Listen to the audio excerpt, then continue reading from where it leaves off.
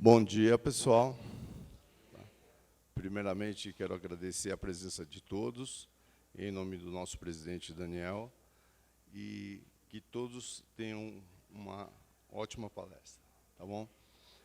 Bom, vamos dar início à uma das nossas palestrantes, é a Carla de Matos Loerne, assistente social, bacharel pela Universidade Estadual do Ceará, em 2011, com MBA em Gestão de Pessoas e especialização em Serviço Social e Providência Social. Capacitações em aplicação do IFBRA na avaliação biopsicossocial AIMA. Educação para aposentadoria e longevidade, na Longeva. Formação de orientadores, facilitadores para aposentadoria. Instituto Zanelli de Saúde e Produtividade. Capacitação em avaliação de programas de educação para aposentadoria longeva. Produção acadêmica como coautora do artigo A atuação do serviço social nos regimes próprios de previdência social dos municípios de São Paulo, anais do CBAS 2022. Coautora do artigo A atuação do serviço social no desenvolvimento de práticas da educação previdenciária no RPPS. Livro Regimes Próprios, Aspectos Relevantes, volume 17, de 2023. Coautora do artigo Programa de Educação Previdenciária, PPREV, a experiência do município de Barueri, anais do CBAS, de 2025. Atuação profissional como analista previdenciário, assistente social do Instituto de Previdência Social dos Servidores Municipais de Barueri, IPREBESP, desde 2018. Membro atuante da FASR-PPS, desde 2019. Por favor, Carla, tenha bondade.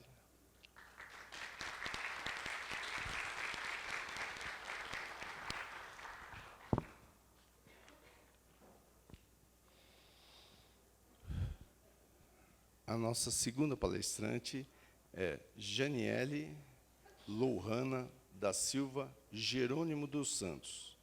Ela é assistente social, bacharel pela Universidade do Vale do Paraíba, Univap, 2021. Produção acadêmica como coautora do artigo A importância das diretrizes curriculares da ABPSS para a compreensão da questão indígena, anais do INIC, 2019. Atuação profissional como assistente social do Instituto de Previdência do município de Jaquereí, IPMJ, desde 2023. Membro atuante do Fórum de Assistentes Sociais dos Regimes Próprios de Previdência Social, da AFASR-PPS, desde 2023. Por favor, Adriano.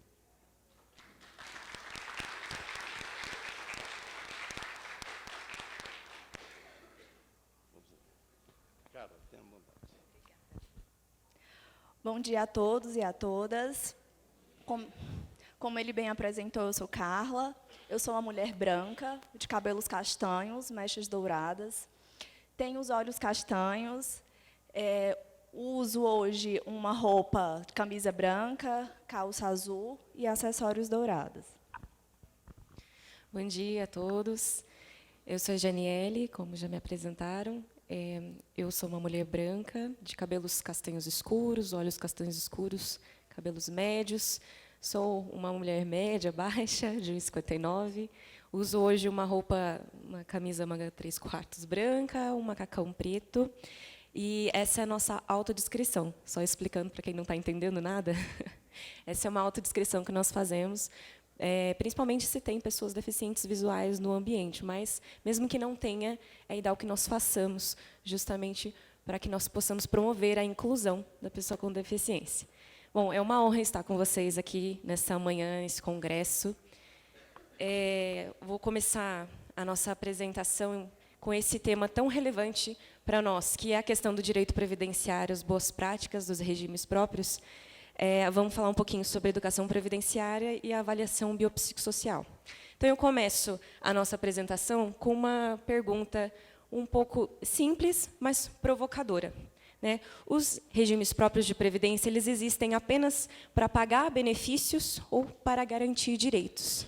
Quem veio à palestra da Sâmia ontem, no período da manhã, já teve um embate com essa questão. Né? Ela falou muito bem, ela trouxe essa reflexão para nós. Será que o RPPS existe apenas para colocar o dinheirinho ali no bolso, principalmente para isso? Mas e a função social do RPPS? Né? Ele não pode ir além? Ele deve ir além?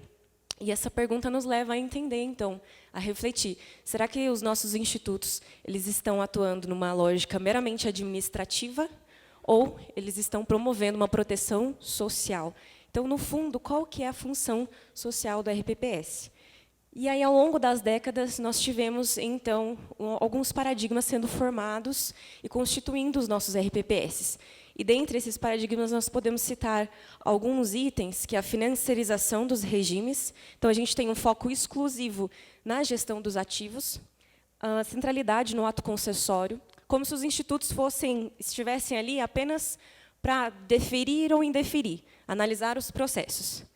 E a gente tem também ações pontuais e fragmentadas, então, não tendo uma política estruturada.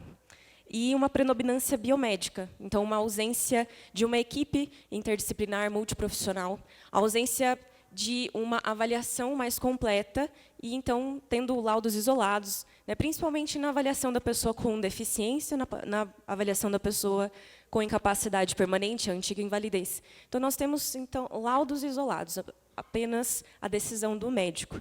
E aí todos esses paradigmas eles vão limitando a função social do regime de previdência que nós conhecemos. Bom, mas falando isso, qual que é a função social do regime próprio? Eu vou passar a palavra para a Carla, que ela vai explicar um pouquinho melhor para vocês.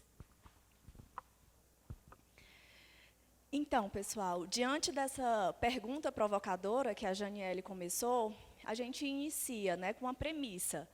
Hoje, a gente sabe que os regimes próprios, dentro do direito previdenciário, eles estão dentro da Seguridade Social, fazem parte do tripé da Seguridade Social, que está na Constituição Federal. Então, juntamente com a assistência, com a saúde, o RPPS está lá dentro da Previdência, juntamente com o regime geral e com o regime próprio. E, como política da Seguridade Social, ele é uma política pública de quê? De proteção social. Isso todos nós sabemos. E um sistema previdenciário que preserve a capacidade protetiva, que aqui eu vou falar da sustentabilidade social e não só a financeira, ele é condição para que o Estado ele mantenha a sua capacidade de promover o quê? A justiça social. Então, a gente tem que ter esse olhar um pouco maior para a Previdência, entendendo não só a necessidade da sustentabilidade financeira, que também é importante, mas olhando também para a questão da sustentabilidade social.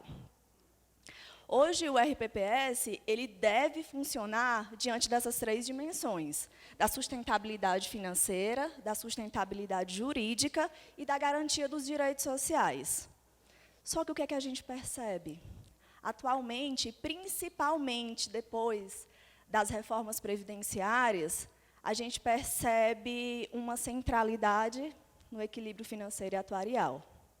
Aí eu volto a falar, não que isso não seja importante. É importante, sim, a gente precisa disso para funcionar bem. Mas a gente precisa ir além. A gente precisa ir além disso. E o problema acontece quando a lógica financeira passa a substituir a proteção social. Então, a gente meio que perde esse equilíbrio. O que é importante que a gente faça enquanto RPPS? Que a gente busque conhecer os nossos segurados, conhecer a realidade dos nossos segurados. Porque quando a gente fala em sustentabilidade, e entra a questão da sustentabilidade atuarial também, sustentabilidade atuarial não significa e não deve significar restrição de direitos. A verdadeira sustentabilidade ela depende de compreender os segurados. Qual é a realidade deles, quais são as suas desigualdades sociais, sua trajetória de trabalho. Então, tudo isso precisa ser conhecido para que a gente consiga intervir nessa realidade e conceder direitos. E aí entra uma questão, né? Quando o cálculo atuarial ele não conversa com a realidade social, ela perde a sustentabilidade, ela perde a consistência. E daí começam a aparecer alguns problemas institucionais. Quais são eles? Aumento de judicialização, decisões administrativas frágeis, conflitos entre segurados e institutos, porque se a gente não conhece essa população, se a gente não divulga a informação, se a gente não promove o direito, a gente vai ter como consequência isso. Então, a função do RPPS, ela vai muito além da folha de pagamento, que é o que foi falado pela Janiele, né? Ele deve ir muito além da folha de pagamento, não é apenas para conceder aposentadorias e pensões. A gente precisa trabalhar com informações previdenciárias qualificadas, passar informações com qualidade, que é o que já foi passado. Quem estava aqui no Auditório 3 ontem foi bastante falado sobre isso, né, sobre a importância da informação qualificada. Então, a gente precisa realmente passar a informação qualificada, porque a gente passando informação qualificada e a gente também se capacitando, a gente é capaz de tomar decisões técnicas fundamentadas. E com essas decisões técnicas fundamentadas, a gente reduz a desigualdade no acesso aos direitos. Então, diante disso, a gente vai pautar a nossa apresentação hoje falando de duas ferramentas que cumprem essa função social quando bem realizadas.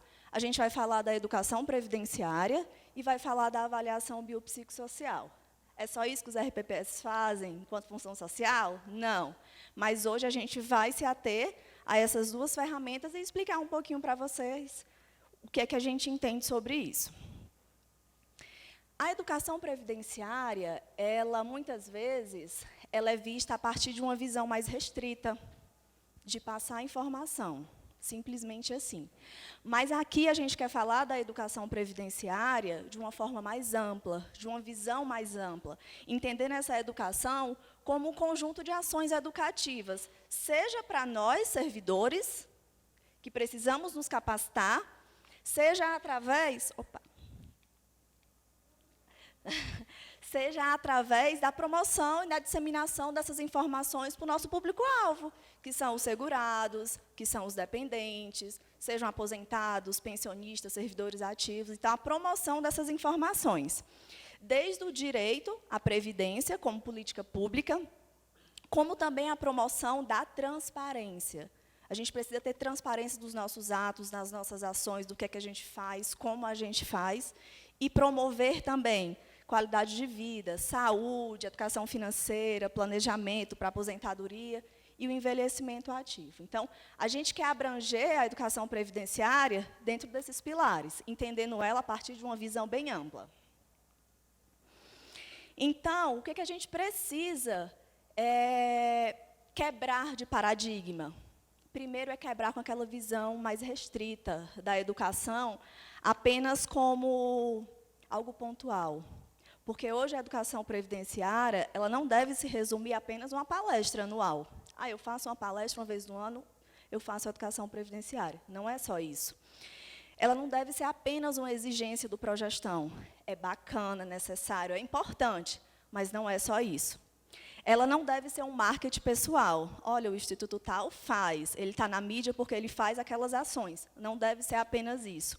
Não deve ser pontual, reativa, técnica demais e pouco acessível aos servidores. Então, esse aqui é o primeiro ponto que a gente vem de quebra com a educação previdenciária, que muitas vezes é propagada pelos institutos.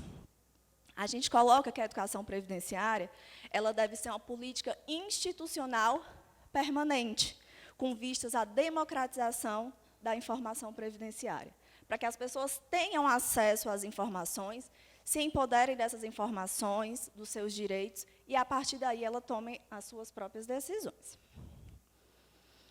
Um outro ponto de quebra de paradigma dentro da educação previdenciária, e é que ela deve ter atuação ao longo de todo o ciclo de vida do segurado.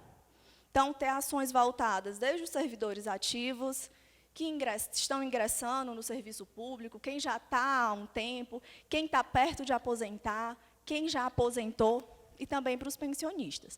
Então, tentar abranger o público total de segurados que a gente tem do nosso instituto.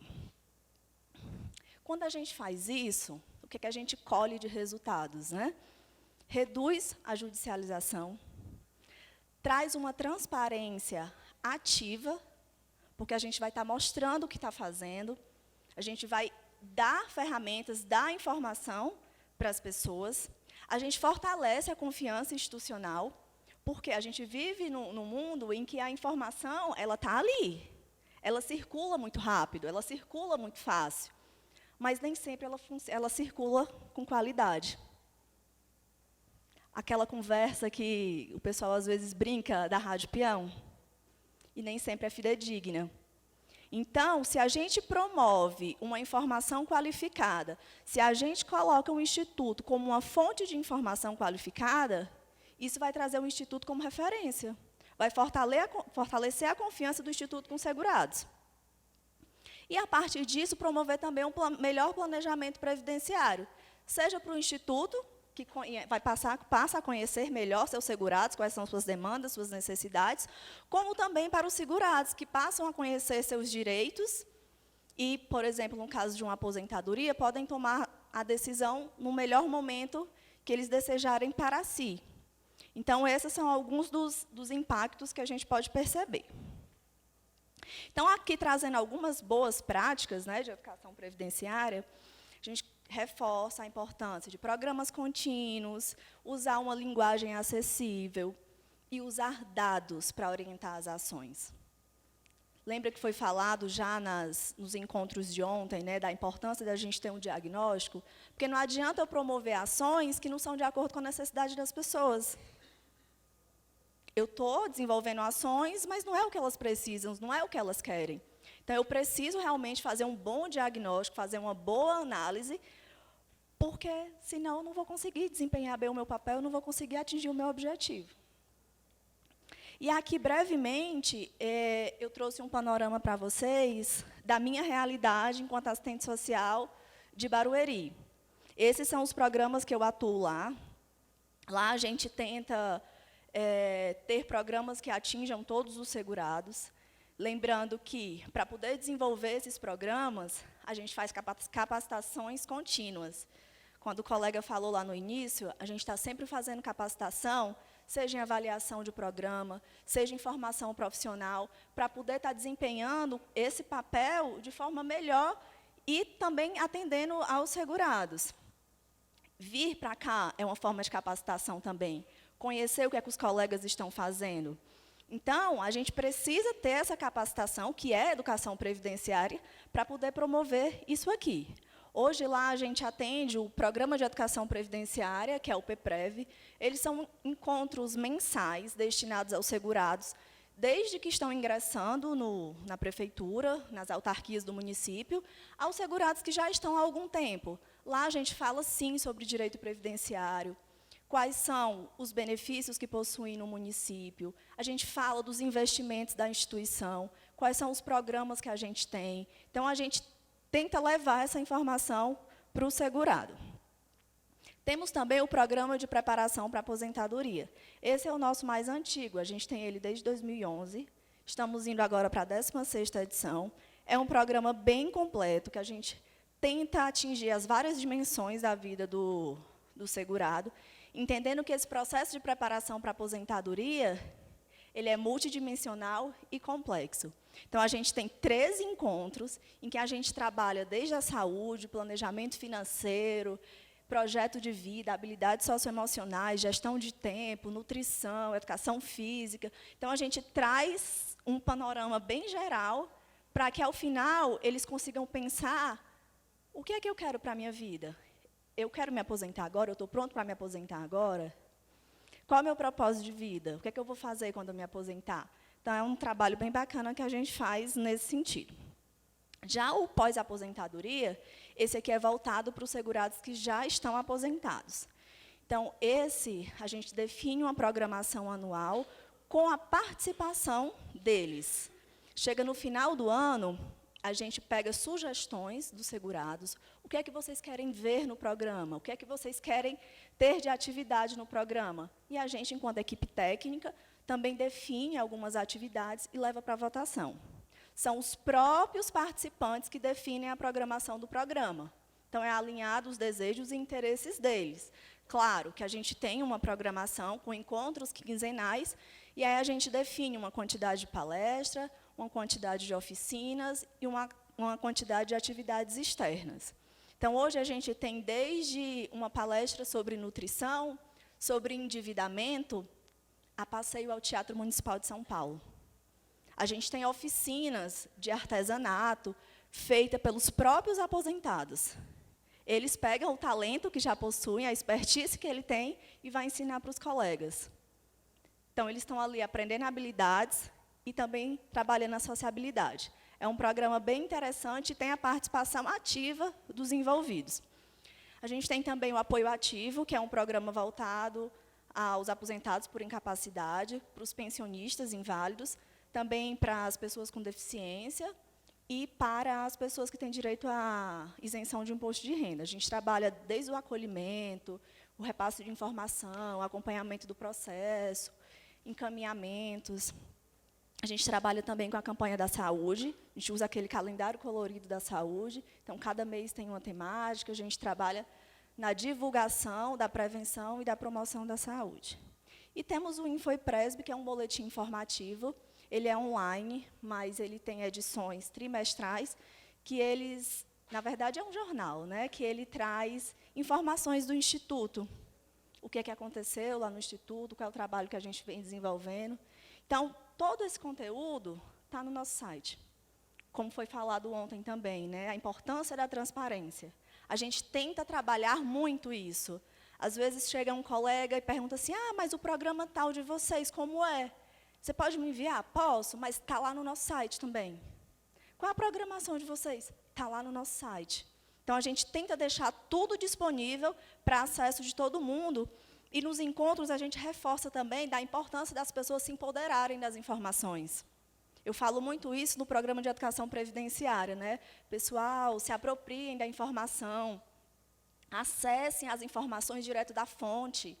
Acessem os nossos canais oficiais, acessem o nosso Instagram, acessem o nosso Facebook, entrem em contato com a gente, venham aqui, busquem a informação na fonte. Então, que as pessoas precisam se apropriar dessas informações e direto do Instituto. Então, dito isso, esse foi um exemplo do que eu faço na minha prática, mas o que é que eu quero falar aqui para vocês, né? Dessa mudança de paradigma. Que hoje o nosso tema é essa quebra de paradigma, e quando a gente fala de educação previdenciária, a quebra de paradigma ela deve ser da informação reativa para a democratização do direito previdenciário. Então, vocês internalizando isso, e vocês tentando levar isso para a prática de vocês, é o nosso objetivo. E agora a gente passa para uma outra ferramenta que a Janiele vai passar para vocês. Bom, nessa direção de mudança de paradigma, né, a gente vai falar sobre a avaliação biopsicossocial. A avaliação ela traz uma mudança estrutural na concessão de direitos da pessoa com deficiência. Esse modelo de avaliação, que é um modelo, a avaliação biopsicossocial, ela traz um entendimento diferente. Ela supera uma abordagem médica tradicional e ela traz um modelo social, ela traz um modelo de entendimento da deficiência diferente do que a gente estava acostumado. Por isso que a gente está chamando de quebra de paradigma. Mas, antes do modelo biomédico, ainda existia um outro modelo, que era o modelo religioso. Então, ao longo dos anos, a pessoa com deficiência ela era entendida de uma maneira, passou a ser entendida de outra, passou a ser entendida de outra. Bom, no modelo religioso, o foco era uma questão espiritual e moral. Então, a causa da deficiência da pessoa era tida como um castigo divino, um pecado, uma provação ali que a pessoa estava passando, com o objetivo de expiar os pecados da pessoa, ou talvez ser objeto de uma cura milagrosa, divina. E aí, com o tempo, isso foi caindo, né, devido ao movimento das pessoas com deficiência né, a luta por a mudança desse entendimento. E aí nós temos o modelo biomédico, né, um modelo mais científico, digamos assim, então já tem um avanço aí, só que entendia, né, o foco desse modelo era o bio, era o corpo, né, o impedimento corporal. E aí, esse impedimento corporal, né, a causa era o mau funcionamento do corpo. Então, o objetivo era normalizar esse corpo, era consertar. E aí sofreu muitas críticas também, e aí evoluímos para o modelo social. O modelo social ele tem um foco no ambiente, na estrutura que nós temos, e a causa da deficiência são as barreiras nesse ambiente que trazem impedimento para a pessoa ter iguais oportunidades. Então, o objetivo é quebrar essas barreiras. O objetivo é trazer inclusão para a pessoa. E aí eu trago uma linha histórica dos marcos para a gente entender essa mudança, porque quando nós entendemos essa mudança, aí que nós entendemos a necessidade da avaliação biopsicossocial. Porque se nós não entendemos isso, a gente não vai conseguir entender a necessidade da avaliação e a gente vai continuar no laudo médico isolado. Entende? Então, a gente precisa compreender, internalizar isso, como a Carla falava. Um pouquinho anterior a isso, essa linha que eu coloquei, né, a mudança lá do religioso, antes do modelo religioso, nós tínhamos a pessoa com deficiência como uma pessoa que não tinha nem direito à dignidade, à vida. Né, se você for pensar lá na Grécia Antiga, na Roma Antiga, as crianças que nasciam com deficiência, elas já eram logo sacrificadas. Então, não tinha nem como incluir, pessoa que não existia, não é mesmo? E aí, quando nós temos a influência do cristianismo ali na Idade Média, na Idade Moderna, nós temos, então, uma compreensão de um status de ser humano para essa pessoa. Ela tem dignidade, ela merece ser acolhida. Mas aí ela é acolhida, não incluída. Então, ela ainda é alvo de estigma, ela ainda está à margem da sociedade, ela é alvo somente de caridade, ela não é inclusa, ela não tem direitos. Né? Ela está ali acolhida, mas não tem muito direito. E aí, o movimento das pessoas com deficiência vai fazendo força, né? E nós temos também a Segunda Guerra Mundial. O que aconteceu? Temos muitos sobreviventes que têm deficiências físicas e os estados estão devastados, eles precisam se levantar, precisam movimentar a economia ali e precisamos incluir essas pessoas no mercado de trabalho. Como que nós vamos fazer isso? Então, essa questão política, essa questão moral da coisa ali, e também a questão dos movimentos sociais, vai forçando, vai conseguindo fazer um movimento ali. Então, culmina ali nas pessoas serem reconhecidas nos seus direitos. E aí temos a ONU, que faz a Declaração dos Direitos da Pessoa com Deficiência Mental em 71, e em 75 temos a Declaração dos Direitos da Pessoa Portadora de Deficiência. E vejam aí a mudança do termo, né? Portadores de deficiência, pessoa com deficiência, ou seja, ao longo do tempo, a gente vai vendo, então, essa evolução. A gente está sempre refletindo sobre isso, que é muito importante. E esses documentos foram um marco, né? Foram os primeiros documentos de reconhecimento internacional. Só que, pensando nessa década ainda, era aquele modelo de compreensão, aquele modelo biomédico. Então, as pessoas individualizadas, meio que o problema é seu, você se vira para se adaptar aí. E aí sofrem muitas críticas. Então, mais uma vez, a pressão ali, e a gente consegue modificar, mais uma vez, trazer o modelo social. E aí temos a divulgação ali da Classificação Internacional de Funcionalidade e Incapacidade de Saúde, que é a CIF, a OMS, trata a deficiência como uma nova forma. Então, já não é mais aquela forma bio, já não é mais uma pessoa considerada incapaz. Ela tem uma nova definição.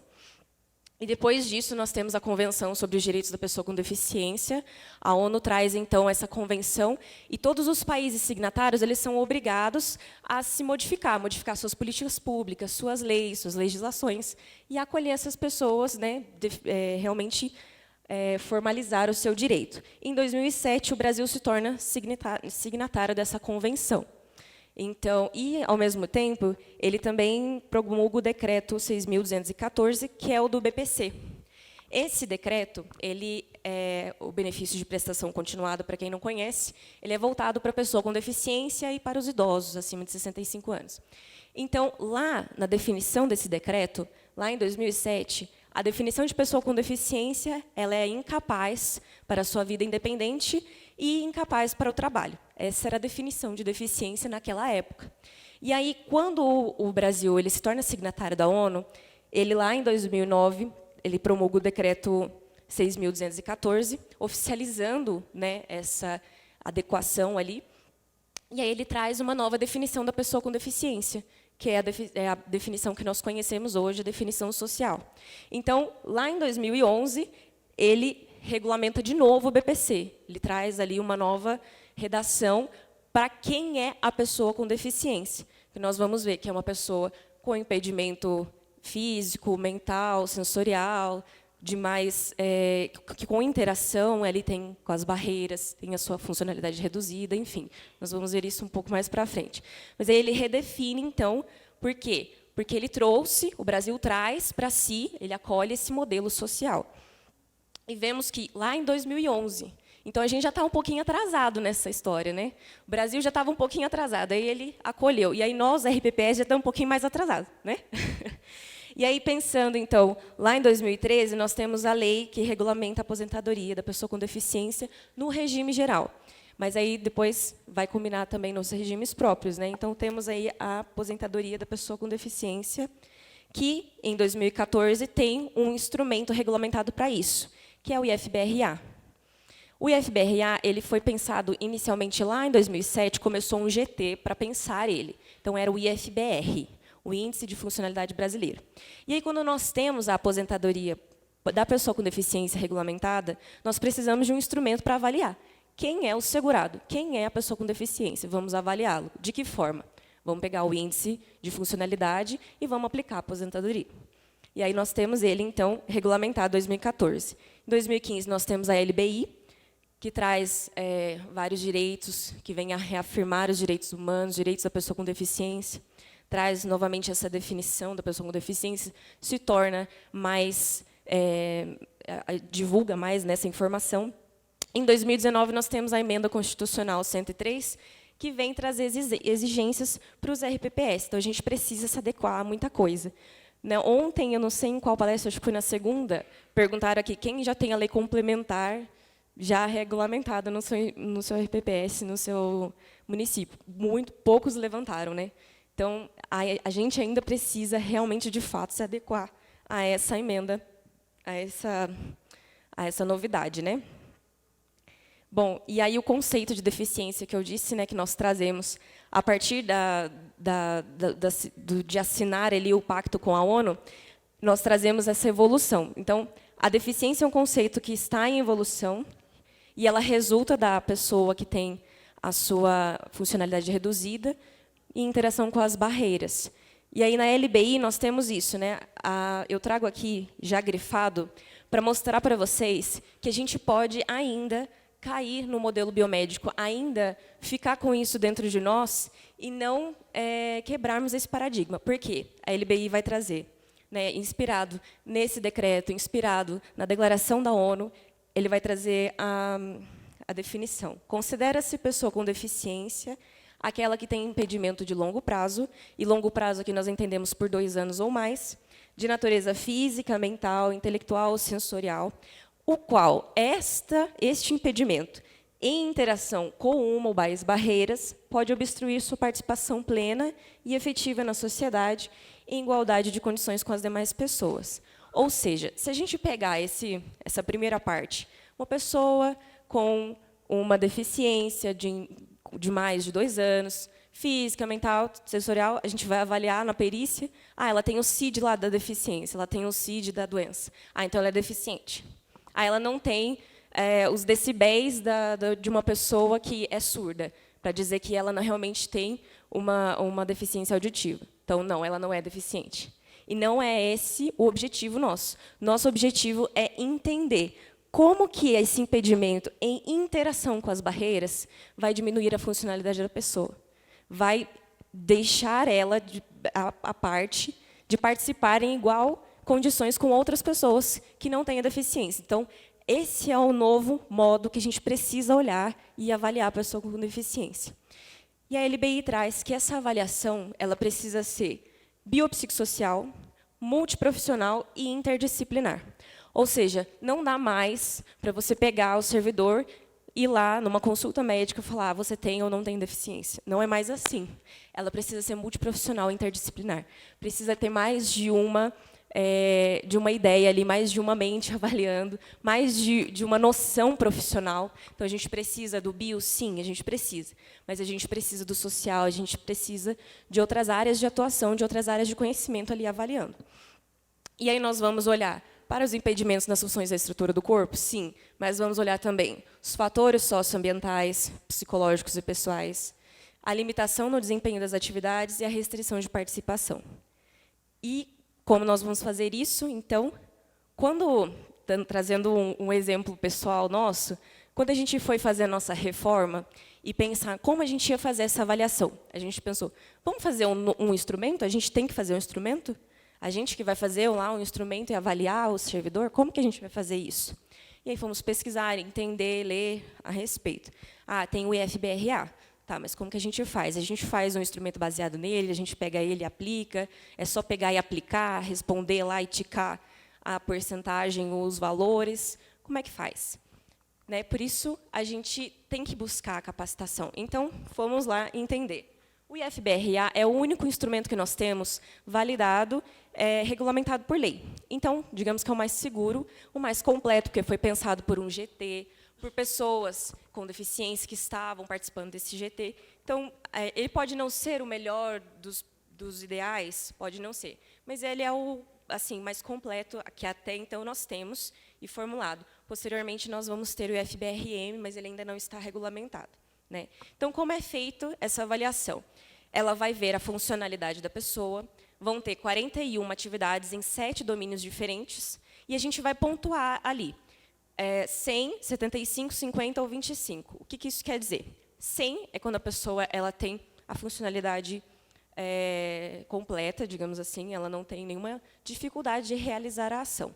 75 é quando ela tem alguma adaptação, por exemplo, ela precisa de um aparelho auditivo, ela precisa de uma bengala, ela precisa de uma cadeira de rodas, ela precisa de algum produto, uma tecnologia para ajudar na funcionalidade dela. Então, já não é como uma pessoa comum faria. 50 seria que ela precisa da ajuda de alguém para realizar a atividade. Por exemplo, tem uma atividade que a gente chama ali de movimentos finos com as mãos. Então, a pessoa não consegue fazer ali uma alimentação, preparar a alimentação para poder cozinhar. Ela consegue cozinhar, mas ela não consegue preparar. Então, ela precisa que alguém faça isso, ou ela compra no mercado já pronto, porque senão ela não consegue fazer. Então, é 50. Por quê? Ela precisa que alguém faça isso com ela e por ela. E aí, 25, se ela não consegue fazer, mesmo com a ajuda de alguém. A pessoa precisa fazer por ela, ela não faz sozinha, então é 25. E aí nós vamos pontuando essas 41 atividades, ao final nós vamos somando, e também, no IFBRA, hoje a gente só pontua as barreiras quando tem 25. O IFBRM provavelmente vai pontuar todas a partir dos 75, eu não tenho certeza em relação a isso. Mas aí nós temos as barreiras, né? Produto e tecnologia, que eu diria isso, né? Por exemplo, um óculos, um aparelho auditivo, algo que vai ajudar na funcionalidade da pessoa. Nós temos o ambiente natural e as mudanças ambientais. Então, por exemplo, nós avaliamos uma segurada lá no IPMJ que ela tinha deficiência visual, ela era cega de nascença, e ela desenvolveu deficiência auditiva agora recentemente. Ou seja, ela não conseguia sair em dias de chuva, porque a rua se tornava escorregadia, era difícil dela andar, e ela não podia ligar o aparelho auditivo. Então, na chuva. Então, como é que ela anda na rua? Tem como, ela não faz. Né? E aí nós temos esse ambiente, somado às barreiras dos produtos de tecnologia, somado à barreira do ambiente. Você não controla a chuva, não tem como controlar. E também a mudança no ambiente, por exemplo, realizada por nós, lá em Jacareí, principalmente no centro, nós temos umas calçadas bem estreitinhas, assim, que se eu passar assim, tiver um poste com uma placa, eu já não consigo passar, eu tenho que descer para a rua. Como que uma pessoa cadeirante anda, se locomove? Não tem como. Né? Então, é uma barreira do ambiente. O apoio a relacionamentos, né, que as pessoas precisam de ajuda de outro, então, ela não tem esse apoio. Então, ela tem uma barreira ali. Atitudes e serviços, sistemas e políticas seriam as políticas públicas, as instituições, os serviços. Né? Se ela tivesse uma política pública que atendesse, ela conseguiria, mas ela não tem, então é uma barreira. Entende? E aí nós temos a interdisciplinariedade. Quem aplica esse instrumento? Médico e assistente social. Nunca isolado, nunca é só o médico, nunca é só o assistente social. Precisa ser multiprofissional. E aí, depois de toda essa avaliação, nós vamos somar essa pontuação, e aí vai ter insuficiente para dizer que a pessoa é deficiente. Então, tá. Não, ela se enquadrou na deficiência leve, ela se enquadrou na deficiência grave, se enquadrou na moderada, né? Leve, moderada, grave ou insuficiente. E aí, depois disso, nós temos também um componente que eu não coloquei aqui, mas é o fuzzy, ou fuzzy, né? Não tenho muito entendimento de inglês, mas, enfim.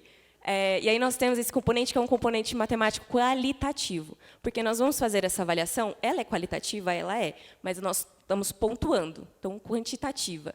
Né? E aí nós vamos com esse elemento qualitativo, porque nós vamos ter uma pergunta-chave ali. Então, por exemplo, na deficiência visual, a pessoa é cega desde nascença, então a gente vai pontuar a menor nota ali para os domínios de vida doméstica e acho que cuidados pessoais, se eu não me engano, algo assim.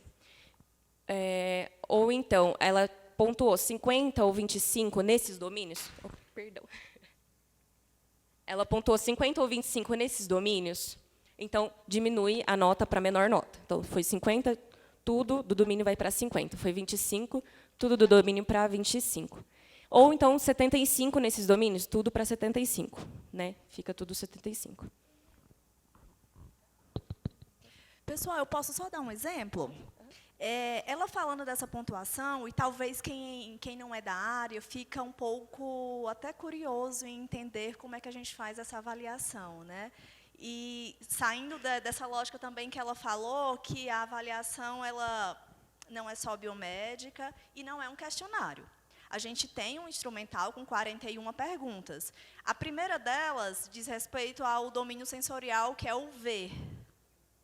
Só que, quando a gente vai perguntar a questão de ver, eu não estou querendo saber só se ela enxerga. Eu tenho que ter uma visão ampliada sobre esse enxergar. De que forma ela enxerga? Ela usa um óculos? Ela usa uma lente? Uma pessoa de baixa estatura? Ela pode ter visão fisiológica perfeita. Perfeita ou 100%, não sei como falar. Mas vocês concordam com uma pessoa de baixa estatura, quando está no meio de uma multidão, ela tem dificuldade para enxergar lá na frente? A estrutura e função do corpo dela, do olho dela, ok. Mas ela tem barreiras no ambiente. Ela é menor. Eu sou menor, eu tenho dificuldade de enxergar lá na frente. Se eu estou sem salto, eu não enxergo muito bem quem está lá atrás.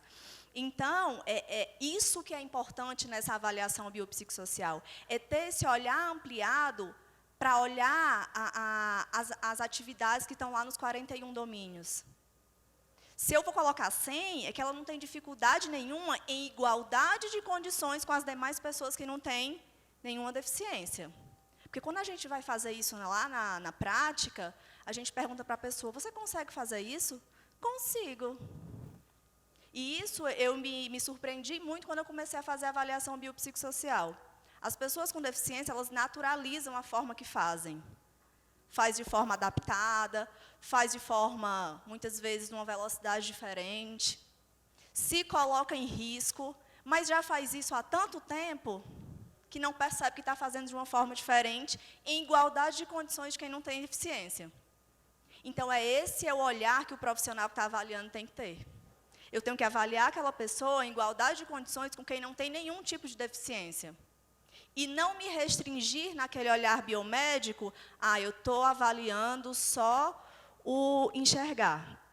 Eu avaliei, há umas 2 semanas, uma pessoa com cegueira total. Aí a gente foi perguntar para ela do movimento fino com as mãos, de como ela fazia, a questão dos dedos. Ela, não, faço. Aí eu, e como é que você abre uma porta com a fechadura? Aí ela parou, Eu preciso dedilhar a chave para saber qual chave entra em cada buraquinho da fechadura. Ela faz igual a mim, que enxergo?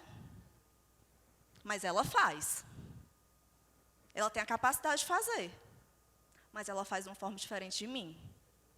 E é isso que eu tenho que avaliar aqui, nessa avaliação biopsicossocial. É esse olhar ampliado que eu tenho que ter diante da avaliação. Por isso, a importância da capacitação das equipes. E isso que a Carol está falando é muito importante, porque antes, no nosso instituto, a gente fazia assim. O médico faz a avaliação dele e depois o assistente social faz. Eu tenho a ajuda do nosso psicólogo lá, ele também ali divide comigo, a gente conversa com a pessoa, faz ali a entrevista. E aí a gente estava percebendo a disparidade, estava muito grande a disparidade entre o médico e a nossa equipe multiprofissional. E aí eu cheguei, doutor, vamos fazer junto? Vamos fazer a experiência da gente fazer junto? E aí, desde então, a gente tem feito junto. Ele faz a anamnese primeiro, porque é o médico quem define o início do impedimento. Isso também é importante. O início do impedimento, a mudança do impedimento. Então, quem define é o médico. Ele faz a anamnese ali e depois ele chama a gente. Vamos lá fazer a entrevista. E aí, na última entrevista que a gente fez, foi até engraçado que a gente estava falando. Depois, a pessoa sai, a gente fica ali definindo, discutindo e tal. E aí a pessoa enxerga, a pessoa vê. Doutor, mas ela usa óculos. Ela tem uma baixa visão em um olho, cegueira total em um olho, baixa visão em outro. Ela usa óculos, ela não enxerga. O senhor não falou que tem a questão da profundidade, coisa que a gente não sabia, e ele foi explicando. O senhor falou que se ela cai no buraco, ela já caiu algumas vezes. Sim. Então, ela não enxerga, não é 100, né, doutor? Então é 75 no mínimo. Aí ele olhou assim, mas você também usa óculos? Falei, eu uso, doutor. Então você também é deficiente? Falei, não, não é assim. A gente precisa aplicar todo o instrumento e avaliar o contexto total. Então, eu não posso falar assim, só porque eu uso óculos eu sou deficiente. A gente não pode fazer essa avaliação reducionista. Então, a gente precisa de toda uma avaliação completa. Então, a gente não pode pegar um instrumento e ticar ali 100, 50, aí você olha para a pessoa, faz umas perguntinhas e vai ticando ali. Não é assim que se faz a avaliação, porque senão não adiantou nada, toda a luta, toda a mudança de conceito, toda a busca de um instrumento validado. Você vai reduzir de novo e não vai garantir direitos, né? Vai restringir direitos. Então, a gente precisa dessa avaliação completa. Bom, no contexto jurídico, nós temos a aposentadoria com deficiência, né? A gente vai aplicar esse instrumento voltado para a avaliação da pessoa com deficiência, pleiteando ali a aposentadoria. E a necessidade da segurança jurídica a gente traz aqui pensando na formalização do instrumento. Então, a pessoa ela pode questionar essa avaliação. Falar assim, não, a pontuação foi a deficiência média, leve, mas eu tenho deficiência grave. Ela tem direito de questionar. Só que ela vai questionar como e por quê. Qual é o argumento? A gente tem uma aplicação de um instrumento ali validado. A gente fez uma avaliação completa. Agora, se a gente não fez uma avaliação completa, ela tem razão de questionar. Entende? E aí nós temos, então, essa necessidade de segurança jurídica e responsabilidade da equipe técnica. E a relevância institucional, né, as boas práticas ali, os bons resultados, nós temos, então, a decisão mais fundamentada, menor risco de judicialização. Como que ela vai questionar? Vai judicializar? O que eles vão entender? O que o juiz vai entender? Entende? A maior equidade, e também a maior equidade nos acessos, né, porque aquilo que eu falei, se a gente não faz uma boa avaliação, a gente restringe direitos também. Isso é ruim, tanto para o instituto quanto para o segurado. Os desafios práticos. O instrumental é técnico, ele precisa de capacitação. A gente precisa de capacitação para isso.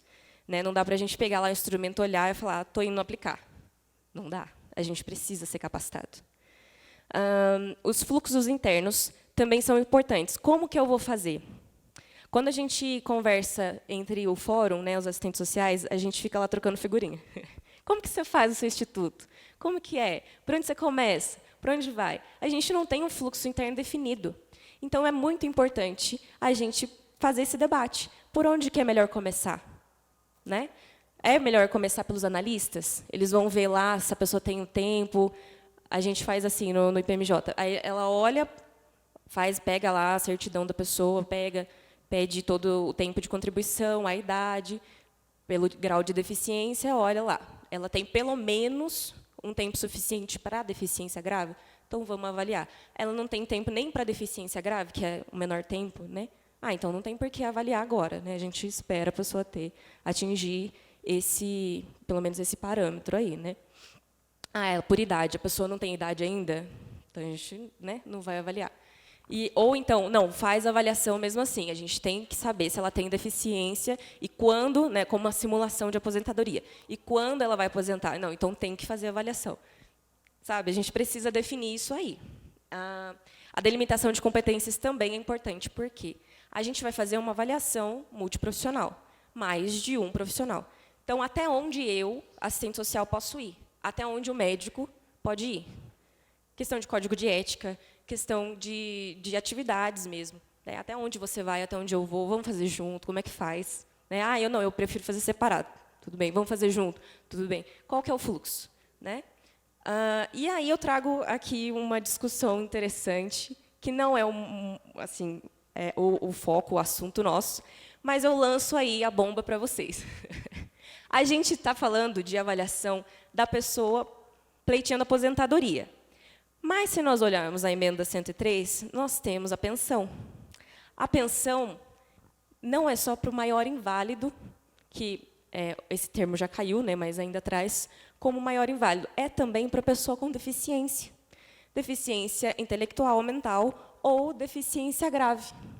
E aí a gente vai ter a pensão lá, a pessoa vai ter uma deficiência, mas ela trabalha, ela tem renda, e ela tem capacidade, né? A questão do entendimento da deficiência antigo.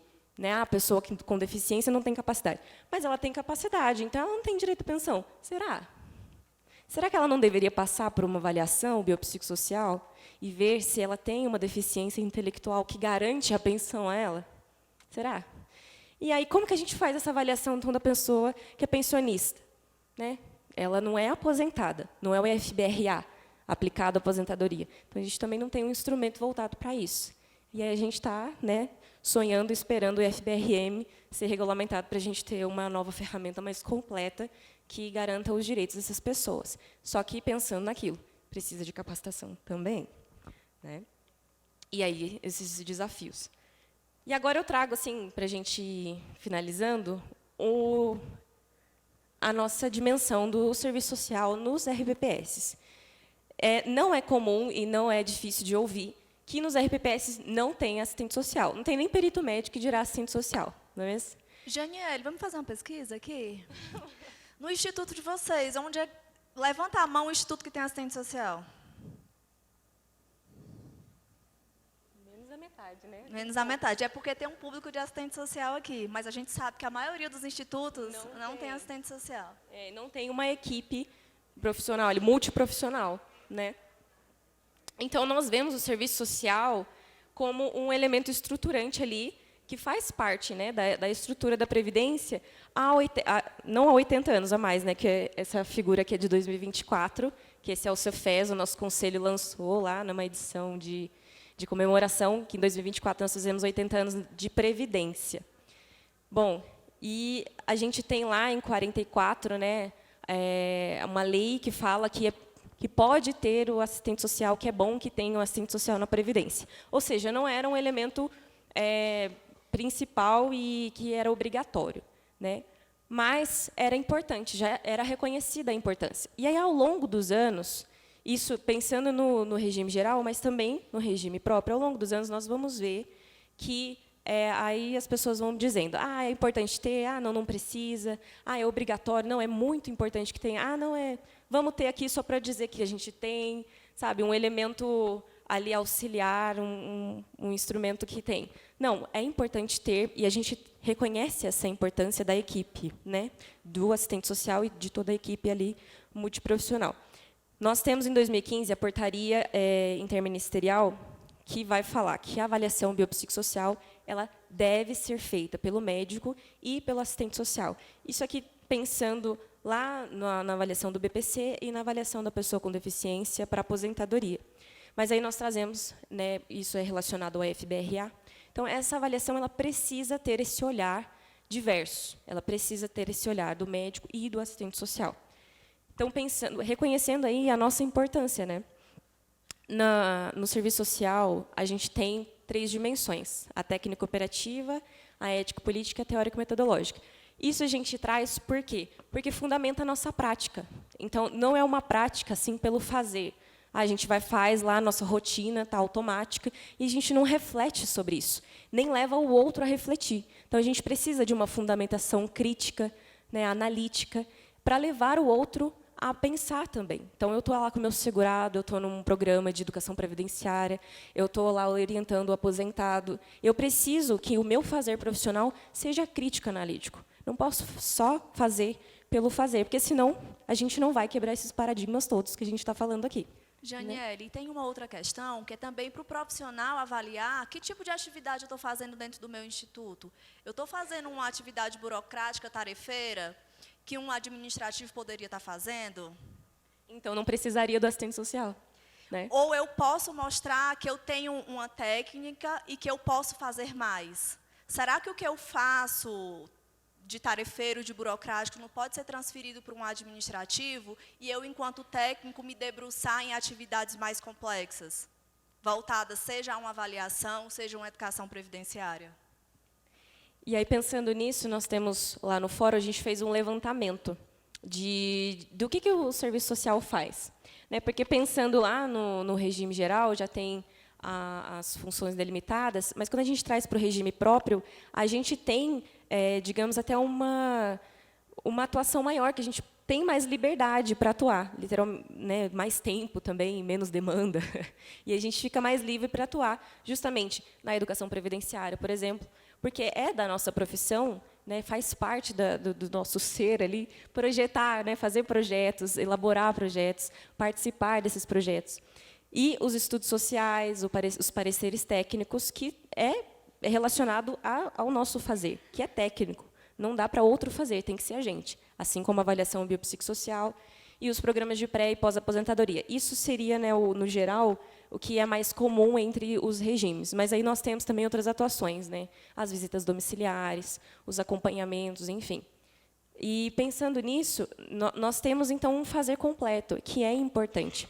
Eu trago até um exemplo não relacionado a isso, mas que a minha diretora sempre traz. A nossa diretora de benefícios, ela fala muito de quando mudou, né? Trouxe a emenda, e antes da emenda era no instituto que se fazia a avaliação médica ali para as pessoas que estavam em auxílio-doença. Depois da emenda, isso passou para o ente. Então, a medicina, o trabalho do ente, que avalia, e depois encaminha para o instituto. E aí, o que aconteceu quando vem essa emenda? O ente, principalmente a prefeitura, falou: vocês não precisam mais do médico, do assistente social, dá para a gente. Daí o instituto falou assim: não, a gente precisa deles sim, a gente vai precisar avaliar o que vocês mandam para a gente. Por quê? Porque a pessoa está lá, já não tem mais isso de 2 anos. A pessoa vai ficar 2 anos em auxílio-doença depois que ela vai aposentar. Não tem mais isso. Se a pessoa ela é considerada pelo perito incapaz para o trabalho e não dá para readaptar ela tem que aposentar. Aí o ente fala assim: o cara está aqui parado, né? Vamos mandar ele para aposentar. Eu preciso de alguém que seja funcional, seja útil para mim. A pessoa está aqui, vamos aposentar ela. E aí manda para o instituto. Aí o instituto não tem uma equipe, fala: tá bom, vamos aposentar. E o déficit atuarial? O déficit atuarial vai para o espaço, né? Se aposenta uma pessoa que poderia estar trabalhando, que poderia cumprir ali um período, se curar, né, se buscar uma readaptação funcional, e está trabalhando, está contribuindo, está tudo ok, mas não, a pessoa aposentou. E aí você tem que pagar uma aposentadoria de uma pessoa que poderia estar trabalhando. Entende? Então, é muito importante que o instituto tenha um médico que vai avaliar. É isso mesmo? Um assistente social que vai ver. É isso mesmo? A sua funcionalidade não daria para readaptar? Para ir para uma outra secretaria? Para ir para uma outra atividade? Será que não? Entende? Então, é muito importante que o instituto tenha também nesse sentido, né, em diversos sentidos, só trazendo um exemplo aqui, a importância da nossa atuação. E aí eu caminho para a convergência final, para as nossas considerações. E aqui, pessoal, diante de tudo, né, que foi falado, a gente falou de educação previdenciária, a gente falou de avaliação biopsicossocial, a gente falou das nuances no meio de tudo isso, e eu volto para aquela primeira pergunta que a Janiele fez no início. O RPPS, ele existe para pagar em benefícios ou é para garantir direitos? Então, a gente espera que vocês saiam daqui com essa sementinha plantada do que nós somos capazes de fazer. E, principalmente, que se percebam, enquanto servidores públicos, que temos um papel fundamental nisso. Nós, enquanto servidores públicos, nós desempenhamos um papel fundamental nessa garantia do direito da população, seja dos trabalhadores, que a gente está ali na Previdência, seja da população em geral, porque a gente trabalha com o servidor público que presta serviço à população. Então, a gente está garantindo o direito dessa população? Como é que a gente está atendendo essas pessoas? A gente está passando a informação de forma qualificada? A gente está garantindo realmente esses direitos? Então, que vocês realmente levem daqui essa questão de que nós podemos ir além. E o nosso papel, enquanto Previdência, enquanto regime próprio, é garantir direitos. Para garantir direito, eu preciso pagar um benefício. Sim, eu preciso pagar um benefício. Sim, eu preciso ter sustentabilidade financeira. Mas o meu foco é no direito, é no segurado.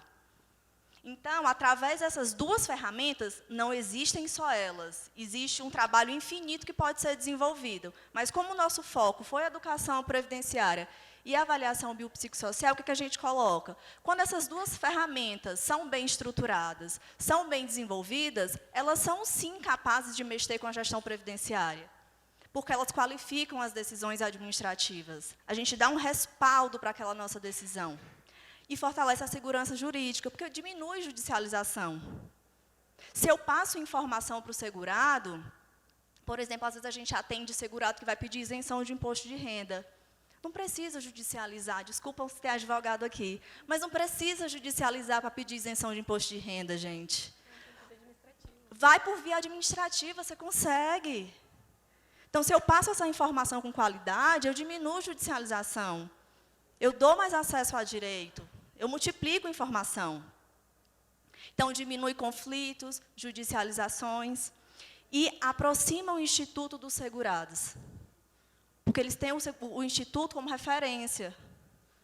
E o principal, que é o nosso foco da apresentação, é a prioridade no direito, que é o que mais a gente quer falar. E vou deixar aqui 3 mensagens finais para que a gente reflita, se questione, leve para o nosso cotidiano profissional. Hoje, os RPPS, eles não são apenas gestores de ativos, eles são gestores de proteção social. A educação previdenciária e a avaliação psicossocial não são custos, é um investimento. E a função social dos RPPS não é discurso. Ela deve ser o quê? Prática cotidiana. A função social deve ser o que a gente faz lá no nosso dia a dia. E agora eu faço até um chamamento, que eu sou analista do IPRESB, sou assistente social do IPRESB, a Janiele é assistente social do Jacareí, mas, além disso, nós somos membros do Fórum de Assistentes Sociais dos Regimes Próprios de Previdência Social. É um grupo que surgiu em 2019, e a gente busca profissionais dos institutos para discutir nossa prática, para saber o que é que o outro está fazendo, como é que a gente pode melhorar o trabalho, fazer capacitação. A gente tem encontros mensais. Então, é uma forma que a gente busca, que a gente encontrou, de se fortalecer enquanto categoria.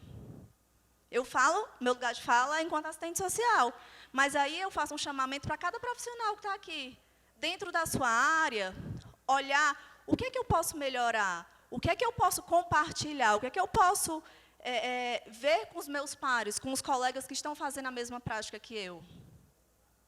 Então, que a gente consiga olhar para o instituto vizinho, que a gente possa, não só, o instituto faz, eu quero fazer também.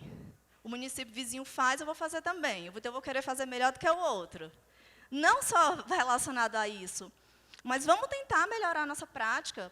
Eu acho que quem está aqui está com essa sede realmente de, eu quero me capacitar, eu quero aprender mais, eu quero ver as melhores práticas, mas, enquanto categoria, buscar isso realmente no dia a dia, não usar apenas os espaços do congresso para network, a gente usar isso na nossa prática cotidiana mesmo. Então, enquanto profissionais, buscar continuamente e se perceberem também enquanto servidores públicos, que fazem parte dessa transformação, que têm um papel importante nessa função social. Então, enquanto categoria, busquem se organizar também para tentar melhorar. Hoje, enquanto fórum, não é fácil, gente. Esse fórum que eu estou falando para vocês, ele já existe há algum tempo e dá trabalho. Dá trabalho fazer reunião mensal para discutir coisas da categoria, quando a gente tem 1 bilhão de processos para analisar, quando tem processos para fazer. Dá trabalho elaborar um artigo para publicar no livro daqui. Dá trabalho elaborar uma apresentação. Mas a gente tem que priorizar esses espaços também. Então, que a gente se encha, se oxigene em espaços como esse para fazer mais, para buscar mais. E, às vezes, sair da nossa zona de conforto, né? De buscar realmente fazer outras coisas. Ah, não, estou aqui na minha prática cotidiana, eu estou cheio de coisa para fazer, para que eu quero mais?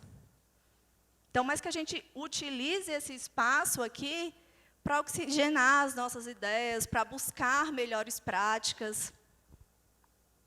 Então, esse é um recado que a gente deixa para vocês. A gente finaliza a nossa apresentação com isso.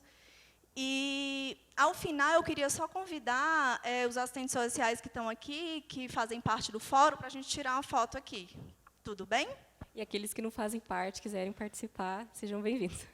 Então, obrigada, pessoal.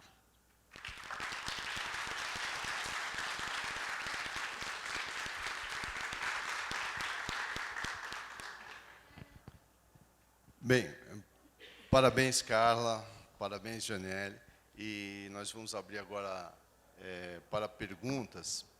Mas antes, eu queria saber quantos institutos aqui, quais institutos que já praticam a avaliação biopsicossocial? Então, gente, o nosso instituto, lá em Bertioga, diferente delas, eu não me apresentei, né?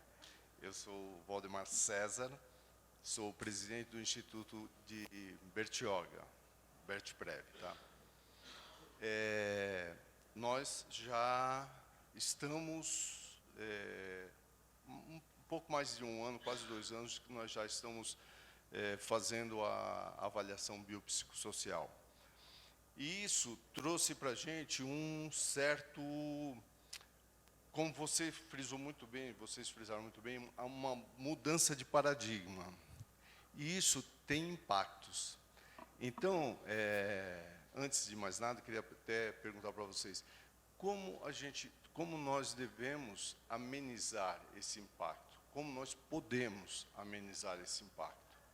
Porque estava muita gente acostumada, e nós lá temos quem fazia nossas avaliações, era uma empresa contratada que não era voltada a isso e não tinha tanta experiência com isso.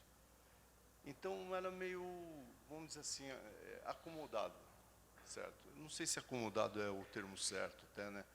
Mas não é tão funcional como é a avaliação biopsicossocial. E eu queria saber como é que a gente pode fazer para amenizar, porque a maioria aqui não tem ainda, e isso é importantíssimo. Eu acho que o caminho, né, eu acho que o pontapé inicial é buscar capacitação.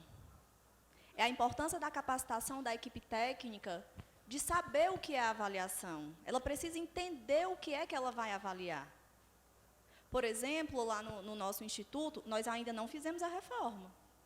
Mas, antes da reforma, a gente disse, vai chegar o pedido. E, quando chegar, eu não quero avaliar um processo de qualquer jeito. Então, a gente foi pedir capacitação. Nós somos capacitados lá antes da reforma. Então, a gente fez um curso com profissionais que participaram do GT, que fez o IFBRA, que são profissionais também do INSS, que usam esse instrumento, já têm uma prática nele, e hoje a gente faz essa avaliação lá no Instituto, mesmo sem a reforma, porque o Ministério Público disse não precisa, inclusive, de nenhum mandato. Chegou, a solicitação tem que fazer. Então, a gente já faz. Mas a gente tentou se preparar, a gente tentou fazer capacitações. E teve uma outra coisa que a gente fez lá no Instituto que eu achei interessante. Quem fez a capacitação foi a equipe técnica, assistente social, psicólogo e o nosso gestor de benefícios. A nossa parte médica, ela é contratada, ela é terceirizada, né? Então, ele já tem uma capacitação que é do INSS. Mas nós fizemos essa capacitação e depois os profissionais da equipe replicaram o conceito de deficiência para os servidores do IPRESB. A gente juntou os servidores de benefícios, que é quem atende essas pessoas. Vamos se reunir, vamos falar sobre deficiência. Você sabe quem é a pessoa com deficiência? Sabia que o símbolo mudou? Você sabia que o símbolo mudou por causa disso e disso e disso? A gente sentou com as pessoas para tentar sensibilizar, não só a equipe técnica, mas quem está lá na porta de entrada para saber como é que vai atender, quais são os direitos que essa pessoa tem. Então, o nosso caminho, né, lá em Barueri foi o da capacitação e da multiplicação de informação com os profissionais que atendem os segurados. Isso foi o caminho que a gente buscou para tentar diminuir os impactos e tentar ser o mais assertivo possível nas avaliações. Tá. Até porque, gente, pessoal, nós, os servidores, somos o maior patrimônio do município. Tá? E, a gente cuidar do maior patrimônio, eu acho que é muito, a gente tem que pensar muito nisso e cuidar mesmo. Vocês falaram, e eu achei muito interessante, que eu, quando assumi lá, eu me preocupei muito, humanizar, né? Humanizar, principalmente humanizar o RPPS, porque é muito gratificante quando a gente começa a colher os frutos, que antes nós éramos um instituto, é chato falar, mas era um instituto de previdência financeira, só cuidava-se de finanças.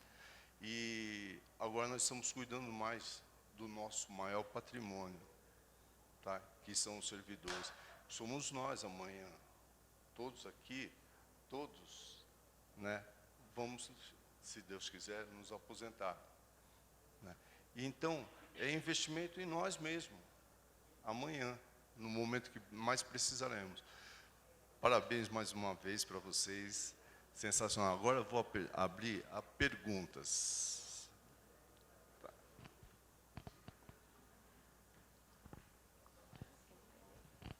Bom dia, meu nome é Vanessa, sou procuradora jurídica do município de Fernandópolis, do Instituto. Duas dúvidas. Essa avaliação, ela precisa ser de uma junta médica ou um médico basta, junto com assistente social? Segunda pergunta. Meu instituto tem 2.000 segurados, nós não temos assistente social nem médico. As nossas perícias, desde 2013, já era pelo município. E eu estou com um conflito muito grande, porque, pelo princípio da economicidade, eu estava buscando que o médico perito do município, mas uma assistente social do município, fizesse essa avaliação para o instituto. E eu estou criando um empecilho muito grande, porque eu não estou conseguindo êxito nessa questão. Eles poderiam estar fazendo essa avaliação para o instituto? Bom, em geral, o médico, é só o médico, não precisa da junta médica. É claro que seria interessante que, né, tivesse um médico especialista de cada área, né, mas não é necessário, né, não é a nossa realidade. Então, um médico e um assistente social. Tá? Quanto a o que tem mais acontecido nos institutos que não tem essa equipe, a gente terceiriza, contrata uma empresa, pega da prefeitura, pega da, né, enfim. É a saída que a gente tem mais próxima e mais lógica. Não seria o ideal, mas é a mais próxima. E aí vai ser assim, é uma atividade do instituto. O instituto precisa de uma atividade capacitada. Quem vai dar essa capacitação? O instituto? Né, o importante é que o profissional seja capacitado, porque se ele fazer uma avaliação errada, vai dar problema lá na frente. Né? Então, não teria problema que fosse alguém de fora. Essa questão me preocupa um pouco, porque assim, é algo muito especializado.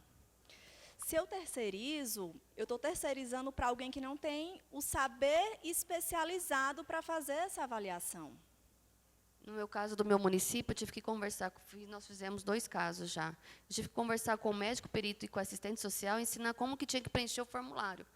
Eu falei assim, mas isso não é minha função, eu sou jurídico, eu não sou médica, eu não sou assistente social. Eles não sabiam preencher um formulário, E aí por questão da tá. pontuação. E aí é que está a questão. A gente não pode olhar só como um formulário. Eu preciso ter um olhar técnico, eu preciso ter um conhecimento. Por isso me preocupa eu delegar essa atividade para quem não tem conhecimento técnico. Porque se eu pensar em termos profissionais, no caso, o assistente social, ele trabalha lá na assistência, ele conhece da política de assistência. É diferente. Ele tem uma vivência diferente.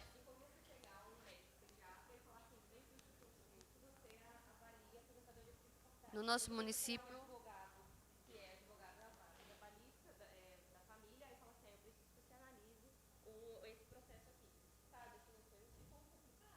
e aí tem os casos dos PCDs, que eles levam laudo que conseguiu o PCD e quer que a gente engole esse PCD. E a minha situação é moderada, a minha é grave, eu não vou não vou passar por perícia nenhuma. Eu já passei, eu sou PCD. O PCD não sai do instituto. Eu sou PCD, e eu preciso aposentar. Então, assim, a gente tem que ter um olhar diferente para isso, né? Muitas vezes o segurado ele chega, eu sou deficiente grave, então eu já sei que eu preciso de tanto tempo. Eu tenho a informação, eu tenho que passar a informação para a pessoa. Olha, a legislação funciona dessa forma. Quem é que tem direito ao benefício? É a pessoa com deficiência. A pessoa é considerada deficiente, na lei tem um conceito, mas para dar direito à aposentadoria existe uma régua, tem que ter uma pontuação. Então, às vezes, uma pessoa que ela ingressou no concurso como pessoa com deficiência, não necessariamente ela vai se aposentar como pessoa com deficiência.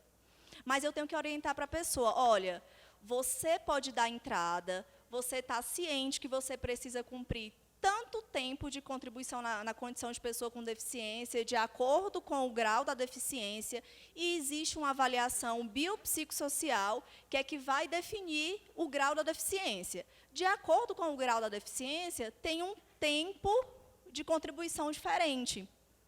Então, assim, às vezes, a pessoa, pelos impedimentos que ela tem, pelo contexto que ela vive, eu sou uma pessoa com deficiência grave e eu sei que eu preciso. Não, tudo bem, entendo o que você está falando, mas a gente precisa fazer uma avaliação, e a avaliação é quem vai determinar o grau da deficiência e isso, o tempo de contribuição. E, para fazer essa avaliação bem, eu bato na tecla novamente. É importante uma equipe qualificada, que entenda o que está fazendo. É simples? Aí lembrei da questão médica que ele falou, que é terceiro. A gente também tem questões com terceiro. Então, ele não está lá dentro, ele não conhece muito a nossa realidade. A gente teve um caso assim, bem emblemático para a gente, que a gente estava avaliando uma pessoa, uma médica ela tinha surdez, né? Na verdade, ela não escutava de um ouvido e o outro já tinha perda. E ela era readaptada no trabalho. Então, ela já estava readaptada. E lá no item de trabalho, ele deu pontuação 100 para ela. Ela trabalha, então é 100, sem nenhuma dificuldade. Aí depois a gente, como assim? Ela é readaptada. Se ela já é readaptada, já entende-se que ela não faz em igualdade de condições com as demais pessoas. Ela faz de uma forma diferente. Então, a gente busca também, lá no nosso instituto, ter esse diálogo entre os profissionais, que é entre a questão da interdisciplinaridade. A gente busca conversar com os profissionais. Lógico que ele tem a competência dele, se ele quiser, não, para mim é 100, ok, a gente tem que respeitar, mas a gente discute os casos. E, para poder discutir e questionar, a gente tem que ter o conhecimento. Então, por isso que me preocupa essa questão de passar para outros profissionais que não têm o conhecimento, que não têm vivência, porque muitas vezes a avaliação não vai ser bem estruturada, sequer conhece o instrumento, como é que vai avaliar? Só como pergunta-resposta? Não vai dar, não vai ser uma boa avaliação. Então, por isso que eu bato na tecla da capacitação. Bom dia, meu nome é Nataniele, eu sou advogada autárquica no Instituto de Previdência de Mariana, Minas Gerais. Eu quero fazer 2 perguntas. A primeira, você até começou a falar sobre o servidor, que eu gostaria de saber se há diferença na forma ou no formato da avaliação psicossocial do servidor que já ingressou no cargo com reserva para a pessoa com deficiência e naquele que adquiriu a condição no decorrer da sua jornada funcional. E a segunda pergunta é se, no caso da avaliação psicossocial e a gradação auferida, se ela interfere ou se até mesmo pode impedir a concessão do abono permanência, previsto constitucionalmente. Primeiro, com relação à vaga destinada à pessoa com deficiência. São 2 questões diferentes. Uma pessoa que ingressou como pessoa com deficiência, ela pode se aposentar como pessoa com deficiência, vai passar pela avaliação. Como também uma pessoa que não passou da vaga de PCD, ela pode se aposentar como uma pessoa com deficiência. Uma coisa não está ligada à outra. Da mesma forma, vou fazer uma analogia, tá? Sabe a insalubridade? Não necessariamente quem recebe insalubridade tem direito à aposentadoria especial. Então, é uma analogia, só uma analogia, né, comparando uma coisa com a outra. Então, para todos os casos, independente de ser ingressante na pessoa com deficiência ou não, tem que passar por avaliação biopsicossocial. Tem que passar pela avaliação para verificar se o grau da deficiência dela. Já aconteceu de eu explicar para a pessoa, olha, eu sei que você é uma pessoa com deficiência, você comprova que você é uma pessoa com deficiência, mas a gente tem um instrumento que ele tem uma régua. Se der determinada pontuação, é insuficiente para a concessão do benefício. Eu estou dizendo que ele não é deficiente? Não, ele tem a deficiência, mas para a concessão do benefício, a pontuação é insuficiente. Com relação ao abono, eu confesso que eu não sei te explicar, porque o que eu conheço, você sabe, né? Assim, por cima, né? Não sou da área jurídica.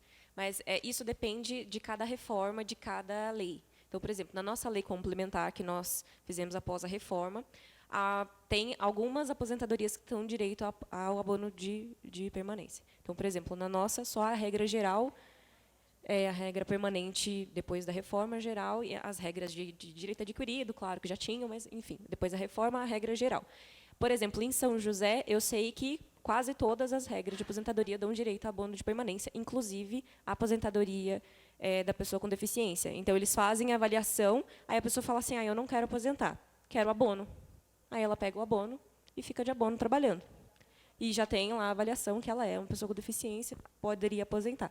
Agora, na nossa, não. Lá no município de Jacareí, a pessoa avaliou, aí ela tem o direito de falar também, você tem aposentadoria da pessoa com deficiência moderada. Aí vai ser esse seu cálculo, essa vai ser a sua média, tarará. Você quer aposentar? Não quero. Então, tudo bem. Não, eu quero aposentar. Não, eu queria ficar de abono. Não tem direito. Por conta da nossa reforma, mas aí depende de cada lei, da legislação de cada município. Tá? E só complementando a pergunta inicial, que a colega aqui também falou, a pessoa chega lá e fala assim, eu sou uma pessoa com deficiência. Ok, mas eu preciso comprovar isso de alguma forma para fins de aposentadoria. E, inclusive, a ideia inicial do IFBRA era fazer com que essa avaliação ela fosse geral. Então, a pessoa não precisa ficar sendo avaliada todo o tempo. Eu vou fazer um concurso para a vaga PCD. Eu vou ser avaliado? No final, eu passei na vaga, você vai ser avaliado se você é uma pessoa com deficiência, para depois você começar a trabalhar naquele concurso. Aí eu fiz um vestibular, e aí eu estou correndo ali a vaga da pessoa com deficiência. Passei no vestibular. Você vai ser avaliado? Eu vou passar por uma avaliação para ter o direito tal, de transporte, de carro, de não sei o quê, que tem o direito ali da pessoa com deficiência. Você vai passar por alguma avaliação, né? Então, assim, tudo isso, para cada direito, você precisa ser avaliado. A ideia inicial do instrumento era essa. Você faz uma avaliação única, tem um banco de dados, e todos os lugares que você for, aquela avaliação ali está valendo. Só que, no momento, não é isso que nós temos. O ideal é que, quando venha o IFBRM, isso se instaure. Mas, por enquanto, não é o que temos. Então, a pessoa está falando, eu sou uma pessoa com deficiência. Tudo bem, mas você vai precisar ser avaliado. Entende?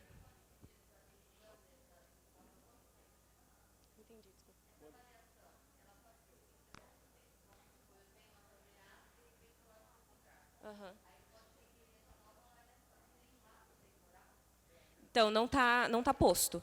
Na nossa legislação, a gente fez uma resolução, a gente tem a lei complementar e, posterior à lei complementar, a gente fez um decreto, uma resolução do Instituto. E a gente colocou lá, a pessoa passou por avaliação e ela quer contestar, ela tem tantos dias para contestar. A gente amarrou isso lá no nosso Instituto, mas isso não é uma regra geral.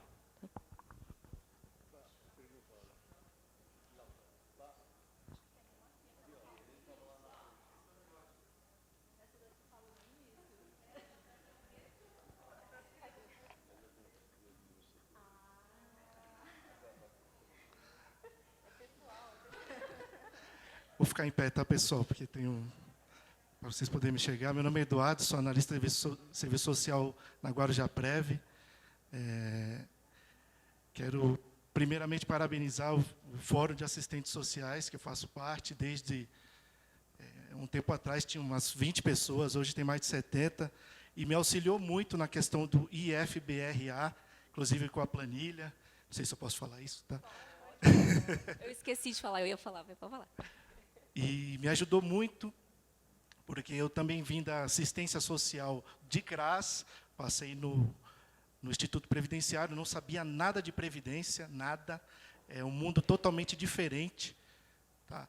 E aí, com o incentivo do diretor-presidente, que, inclusive, também tem condições ali de deficiência, me ajudou muito na questão de entender a inclusão também.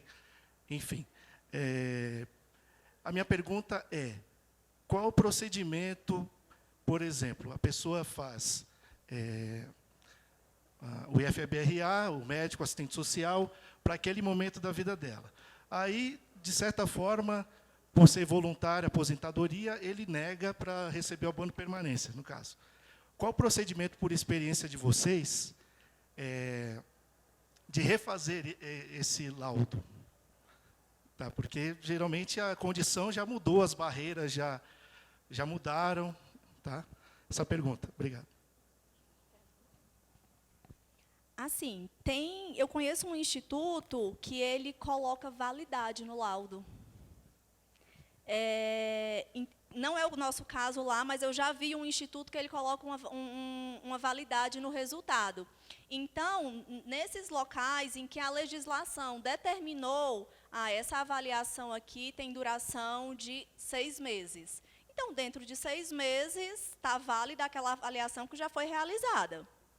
Mas o ideal é que se faça uma nova avaliação. Eu acho que não existe um tempo determinado de se fazer uma nova avaliação, mas eu também concordo que passa o tempo, muda-se muita coisa. Né? Você pode mudar onde você mora, o local de trabalho, se você vai trabalhar de carro ou de ônibus.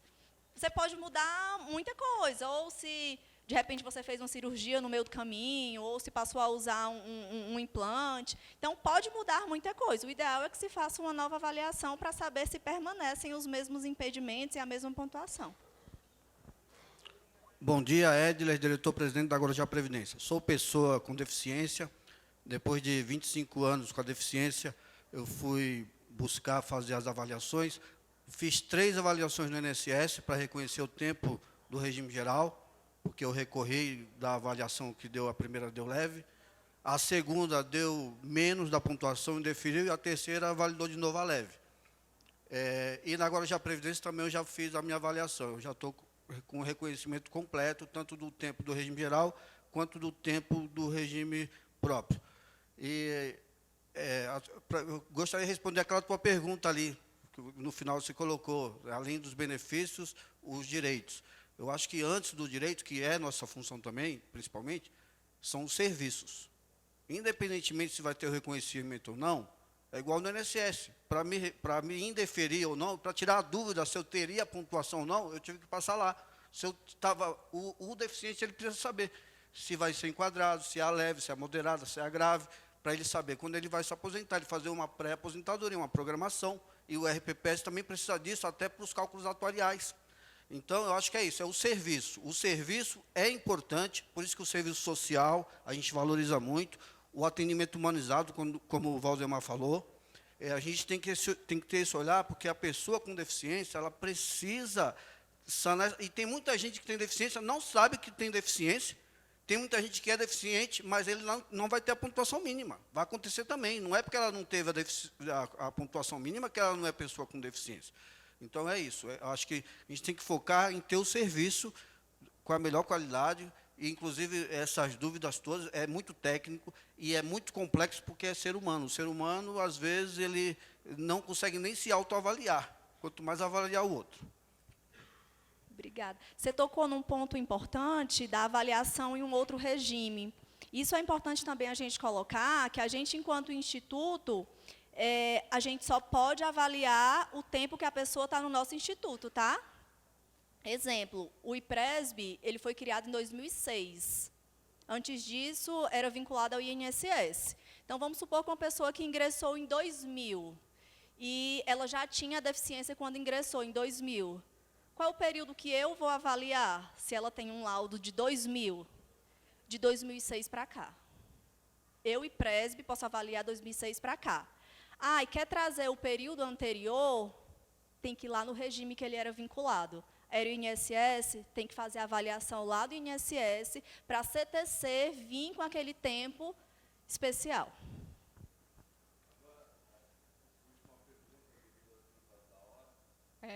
Bom dia, parabéns pela apresentação. Eu sou Marcela, eu estou na coordenação previdenciária do BETPREV.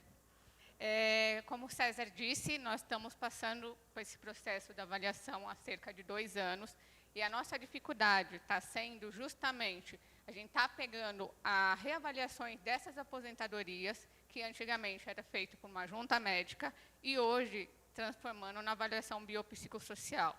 Qual é o nosso paradigma? Quando essas pessoas estão retornando da aposentadoria, hoje a prefeitura não está preparada, não tem equipe multidisciplinar para acolher ou incluí-la, essas pessoas, no mercado de trabalho novamente. E esses servidores, eles estão ficando como bolinha de ping-pong, porque para a gente ele está apto, mas para a prefeitura eles estão inaptos. E aí, muitos desses servidores, eles voltam com um novo atestado médico. Então, é um negócio, é um limbo, porque a gente não sabe como, será que a gente está errando, será que a gente não está errando? Qual seria o foco principal para esses servidores não ficarem prejudicados? Porque a gente está falando de inclusão social. Então, como aplicar a inclusão social nessas pessoas que estão 10, 15, 17 anos aposentados e agora voltar na ativa? Eu vou iniciar, depois você complementa, tá? Primeiro, eu queria diferenciar as duas aposentadorias, tá? A aposentadoria da pessoa com deficiência, ela não tem revisão. A aposentadoria da deficiência é um direito que ela tem, inclusive, ela pode continuar trabalhando em outros locais. Tem um conceito que eu gosto muito de usar, que é a diferença da capacidade do desempenho. A aposentadoria por invalidez ou por incapacidade permanente, ela avalia a capacidade para o trabalho. Então, realmente, ela é vinculada a alguma patologia que a pessoa não tem condições de trabalho. Essa aposentadoria, que é a aposentadoria por invalidez ou incapacidade permanente, ela passa por revisões a cada 2 anos ou de acordo com o critério de cada município. Essa aposentadoria, pelo menos lá no nosso instituto, ela é feita por uma junta médica e reavaliada por uma junta médica. Se a pessoa retorna ao trabalho, infelizmente, ainda não tem, a gente ainda não participa dessa avaliação. A gente não faz, hoje, no meu instituto, não é feita a avaliação biopsicossocial para os casos de aposentadoria por incapacidade. A avaliação ainda é biomédica, no caso de incapacidade, é feito as revisões, e se o médico perito identifica que ela readquiriu a capacidade para o trabalho, aí ela volta para o ente. E, infelizmente, a gente não tem esse acompanhamento de saber onde ela vai voltar ao trabalho, seja depois de 10 anos, 15 anos. Hoje, a gente não faz esse acompanhamento lá no nosso município. Já com relação à aposentadoria da pessoa com deficiência, não tem essa revisão. Realmente, uma pessoa que tem capacidade para o trabalho, que ela trabalha ou não quer mais trabalhar, ou quer continuar trabalhando, não tem revisão, e acaba sendo um pouco diferente. E outra diferença, só complementando, é que ela não tem reversão, né? Então, a incapacidade ela tem reversão. No nosso instituto, o estatuto está dito que é até 60 anos, aí, após 60 anos, não tem mais reavaliação, não tem mais a possibilidade de reversão. Para a gente é 60 para todo mundo. E aí a PCD não, a PCD é uma aposentadoria voluntária, a pessoa que pede, então ela não tem reversão. E aí, quanto à questão da readaptação, fugindo um pouco disso, da avaliação biopsicossocial, que não cabe aqui e não se trata, mas só para comungar do que você está falando, é uma luta, menina. Porque na avaliação de incapacidade, no nosso instituto, a gente participa dessa avaliação. A gente não tem o poder de decisão final, como, por exemplo, é no IFB. No FBRA, a gente participa dessa decisão. É igual decisão, não é só o médico que decide. Na incapacidade, não, é ainda a avaliação biomédica. Mas a gente participa desse movimento, justamente, como eu falei, porque a nossa gestão viu que, senão, a gente ia estar aposentando todo mundo. E aí a gente fala, não, precisa readaptar. Então, a gente tenta readaptar o máximo de, assim, a gente tenta o máximo de tentativas antes da pessoa aposentar. Porque depois que ela aposenta, é muito mais difícil ela voltar. Porque, no nosso caso, na nossa realidade, a gente coloca que a pessoa só pode voltar se ela tiver a resolução total, ali, a cura total daquela incapacidade que ela teve. Então, lá, por exemplo, aconteceu até uma coisa que era muito incomum. Uma mulher foi se aposentar por incapacidade devido à questão do joelho. Por quê? O médico falou que não tinha como fazer cirurgia. Então, ela não tinha mobilidade do joelho, não tinha como. Beleza, aposentou. 3 meses depois, a mulher voltou andando para o instituto. É um milagre. Ela passou em outro médico, gente. Ela foi em outro médico e falou, não, dá para fazer sim, vamos fazer. Ela fez fisioterapia, está andando, normal. Assim, como ela fazia antes, né? E aí, ela voltou a trabalhar no mesmo lugar, sem readaptação, porque ela era readaptada por uma outra questão, mas não por causa da questão do joelho.